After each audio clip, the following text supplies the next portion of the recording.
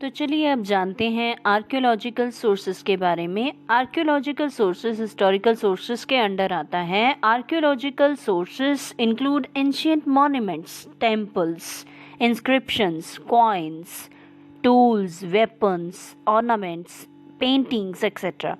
तो ये सारी चीज़ें, इतनी सारी जो अभी बताई गई हैं, ये सारी की सारी आर्कियोलॉजिकल सोर्सेज में इंक्लूड की जाती हैं। इनको थोड़ा विस्तार से जान लीजिए। बिल्डिंग्स हमारी जो है पुरातन काल की बिल्डिंग्स, इसमें सबसे पहले आया कि it includes ancient monuments. Monuments होती हैं बिल्डिंग्स। तो इसमें पुराने पुराने टेम्पल्स, मंदिर, जो जैसे खजुराहो के मंदिर हो गए, कोणार्क का सन टेम्पल हो गया, ठीक है, ऐसे वाले जो बड़े बड़े मंदिर हैं। 6th क्लास में हमने मंदिरों की जानकारी भी प्राप्त की हुई है, तो इतनी ज़्यादा डिफ़िकल्टी नहीं आनी चाहिए। तो हमारे जो मंदिर हैं वो हमारी पुरातन इमारतें हैं जो उसमें गिने जाते हैं, तो ये ऐतिहासिक धरोहर हैं हमारी। इसके अलावा मस्जिदें जैसे जामा मस्जिद, मोती मस्जिद, ऐसे पुरातन समय की जो मस्जिदें हैं वो इसमें गिनी जाती हैं। इसके अलावा फोर्ट्स आते हैं इसमें। मध्यकालीन भारत में बहुत सारे किलों का निर्माण हुआ है, जिसमें रेड फोर्ट लाल किला यानी कि आगरा का किला, ये ऐसे किले हैं जो मध्यकालीन भारत में बनाए गए। इसके अलावा पिलर्स, कुतुब मीनार ऐसा पिलर है, बड़ा फेमस नाम है, ये सबको पता है और कई बच्चे तो यहाँ पे घूमे भी होंगे। कई बार हम छुट्टियों में चले जाते हैं घूमने के लिए, तो कुतुब मीनार में सैर करने के लिए भी कई देखने के लिए गए होंगे। तो ये हमारे पिलर्स में आते हैं। इसके अलावा महल, पैलेसेस भी हमारे जो मध्यकाल में बने हैं वो हमारे हिस्टोरिकल सोर्सेस है। इनसे भी हमें मध्यकाल की जानकारी मिलती है। हमारे मध्यकाल भारत की भव्यता की जानकारी हमें इनसे मिलती है।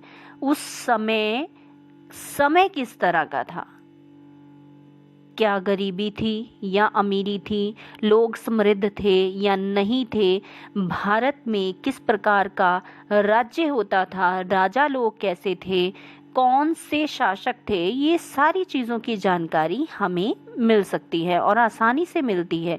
उस समय कला का विकास कैसा था, कला का विकास था भी कि नहीं था, ये सारी जानकारी हमें इनसे मिल सकती है। तो हिस्टोरिकल सोर्सेस का हमारे जो हिस्ट्री का ज्ञान रखने वाले हैं, हिस्टोरियंस हैं, जो जानना चाहते हैं इतिहास के बारे में, उनके लिए बहुत ज़्यादा महत्वपूर्ण है।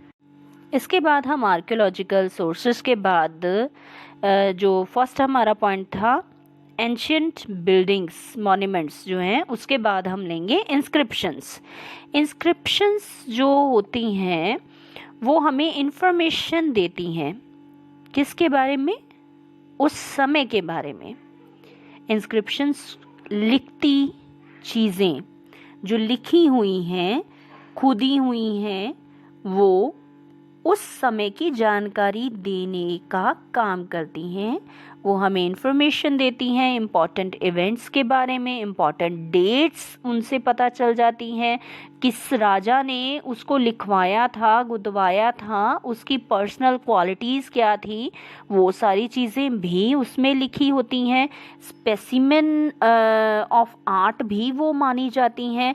उस समय के राजा, जो भी शासक उसको बनवा रहा है या तो वो जो शासक था किस तरह का था, इसकी जानकारी के साथ साथ उसका शासन प्रबंध कैसा था, ये भी जानकारी हमें मिल जाती है। इसके बाद हम लेंगे कॉइन्स।